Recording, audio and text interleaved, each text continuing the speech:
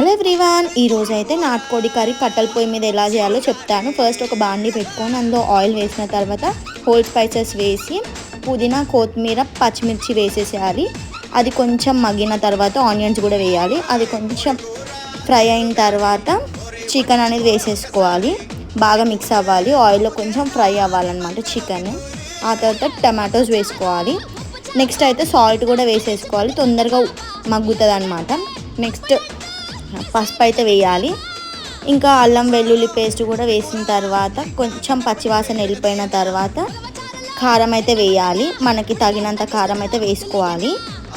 Next water వేసుకోవాలన్నమాట. మీకు ఎంత గ్రేవీ కావాల్సి వస్తే అంత వాటర్ వేసుకోవాలి. నెక్స్ట్ మొత్తం మగ్గినాక కొంచెం కర్రీ మంచిగా ఉడికిన తర్వాత గరం మసాలా, ధనియాల పొడి వేసుకున్న తర్వాత కొత్తిమీర అయితే వేసుకోవాలి. అంతే. Please do like, share and subscribe. By bye guys.